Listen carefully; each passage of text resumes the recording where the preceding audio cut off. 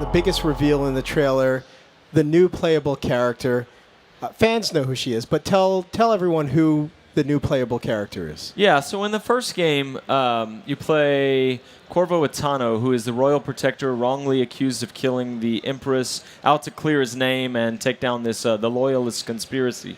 The entire time, there's a 10-year-old girl who the game sets up may or may not be your daughter, who is watching you. And if you play ghost-like and you don't kill anyone and you're very stealthy, then she does drawings on the wall of her bedroom that present you as a father figure, and they're very calm. And if by contrast, if you murder everybody and you play very violent, she's got like black crayon and she's doing these monstrous drawings. You're affecting her. And we've had so many players come to Raph or come to me or come to someone on the team and say like, wow, that moment where I walked into her room and I saw that drawing on the wall and I realized like an impressionistic child is watching how I handle the situation, and I changed my play style because of that. So anyway, long story short, there's something kind of magical about Emily for us in the game, and as soon as we finished Dishonored 1, we began talking about how what we really felt energy about was continuing Emily's story. What kind of person would she grow up to be? What kind of empress would she be? And as you find out in the game, what kind of outlaw would she be? Right. Speaking of growing up, she's clearly not the same age she was when we last saw her. How old is she now?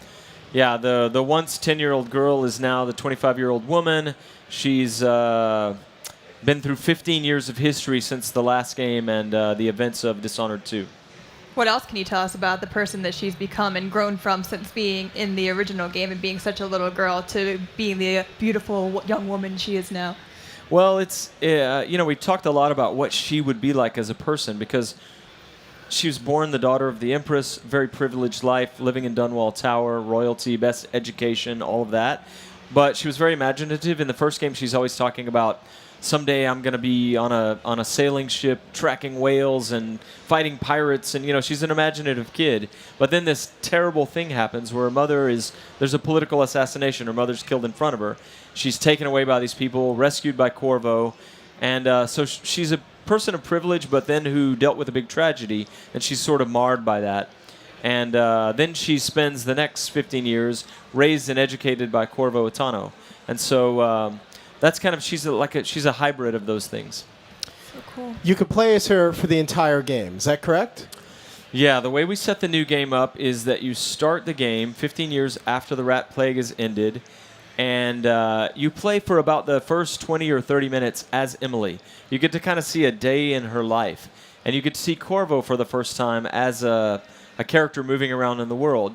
And then there's a dramatic, pivotal event that happens, and from that point, you choose to finish the game as either Emily or pick it up as Corvo.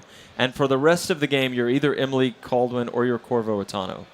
You saw that in the trailer that they introduced some new powers. Do you want to lead us into those? Can we take a look at those again? Yeah, so what you saw there is Far Reach. Emily doesn't have Blink. Blink was a signature power in the first game. There was a moment where all the powers were optional. You bought them with ruins and you upgrade the ones you want. There was a moment near the end of the project when Rafael Colantonio, co-creative director, said, what if we just gave everybody Blink? And it transformed the game. It was a signature mechanic. But so for Emily, it was kind of a bold call for us to say she doesn't have Blink. She's going to have Far Reach, which allows you to upgrade in many different ways. You can use it to pull yourself across. You can stick to walls. You can yank people toward you and assassinate them in midair. You can do different things with it. It's as cool as Blink, but mechanically different. And at the end of that video, we saw another power she has called Shadow Walk that we'll be talking more about in the future. Doch du hast alles verloren. Aber mal ehrlich, hattest du das wirklich alles verdient? Und noch viel wichtiger, was würdest du tun, um